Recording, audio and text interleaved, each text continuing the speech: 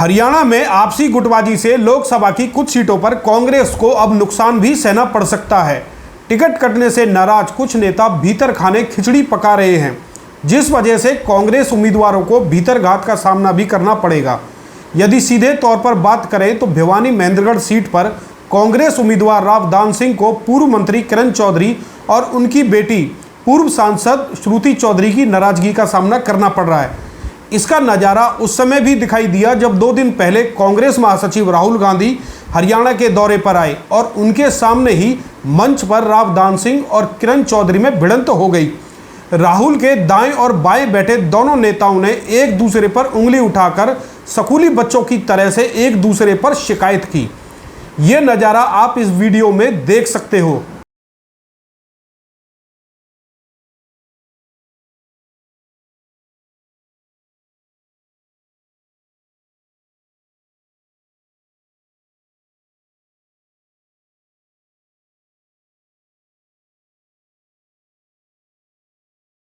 तो देखा आपने किस तरह से राहुल गांधी के सामने चरखी दादरी की रैली में रावदान सिंह और किरण चौधरी एक दूसरे पर उंगली उठाकर आपसी भड़ास निकाल रहे हैं।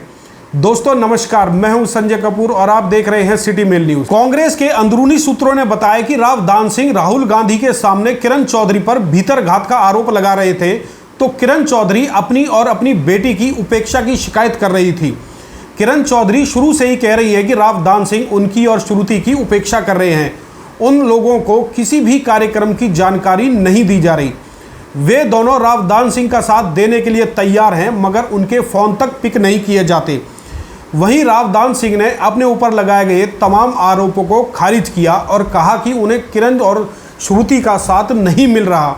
हालांकि कुछ मिनट की ये बात सुनने के बाद राहुल गांधी ने दोनों को ही कोई तवज्जो नहीं दी और उनके बीच से उठकर पब्लिक को संबोधित करने के लिए चले गए, जिसके बाद राहुल गांधी के व्यवहार से दोनों नेता सन्न रह गए। आपको बता दें कि हरियाणा में टिकटों के वितरण में पूर्व सीएम भूपेंद्र सिंह हुड्डा की ही चली है और उन्होंने 8 सीटों पर जिसे चाहा उसे टिकट दिलवाया। भिवानी महेंद्रगढ़ सीट से भी किरण चौधरी की बेटी और पूर्व सांसद श्रुति चौधरी की टिकट काटकर हुड्डा ने रावदान सिंह को कांग्रेस प्रत्याशी बनाया। इसके बाद से ही इस सीट पर कांग्रेस के दोनों गुटों में बवाल की स्थिति बनी हुई है।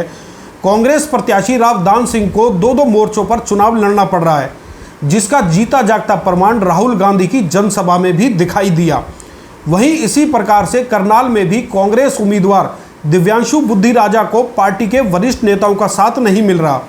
वो भी करनाल में पूर्व सीएम मनोहर लाल के सामने अपने दम पर चुनाव लड़ रहे हैं। दिव्यांशु को पूर्व सीएम भूपेंद्र सिंह हुड्डा और दीपेंद्र सिंह हुड्डा का राइट हैंड माना जाता है। इस सीट पर भी पूर्व विधानसभा अध्यक्ष कुलदीप शर्मा के बेटे चाणक्य शर्मा और वीरेंद्र मराठा टिकट मांग रहे थे।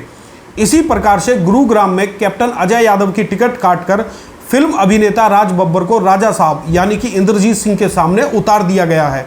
हालांकि राज बब्बर ने राजनीतिक चतुरता दिखाते हुए कैप्टन के बेटे चिरंजीव को काबू कर लिया और गुटबाजी का शुरू होने से पहले ही उन्होंने इसे कंट्रोल भी कर लिया। यदि बात करें फरीदाबाद की, तो इस सीट पर पूर्व मंत्री महेंद्र प्रताप के सामने पूर्व मंत्री करण दलाल ने दावेदारी कर रखी थी, लेकिन इस सीट पर कांग्रेस महासचिव और हरियाणा प्रभारी दीपक बावरिया की सिफारिश पर टिकट पूर्व मंत्री महेंद्र प्रताप को दी गई।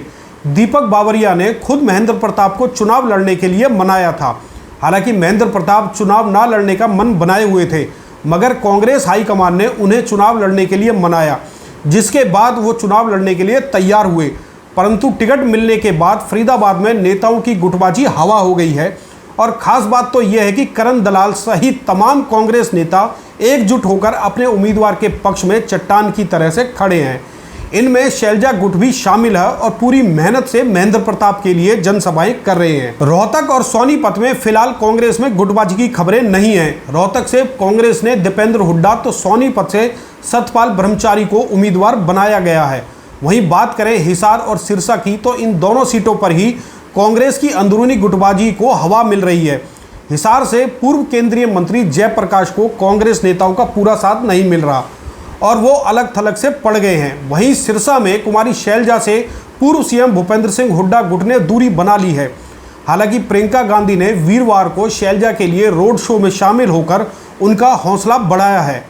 भाजपा के अशोक तंवर के सामने शैलजा का चुनाव शुरू से ही उठा हुआ है, जबकि तंवर को इस सीट पर किसान और जाट समुदाय का विरोध सहना पड़ रहा है। वहीं कुरुक्षेत्र की सीट आम आदमी के सुशील गुप्ता के हिस्से में आई है, लेकिन इस सीट पर गुप्ता को भी कांग्रेस नेताओं को उम्मीद अनुसार सहयोग मिलता दिखाई नहीं दे रहा।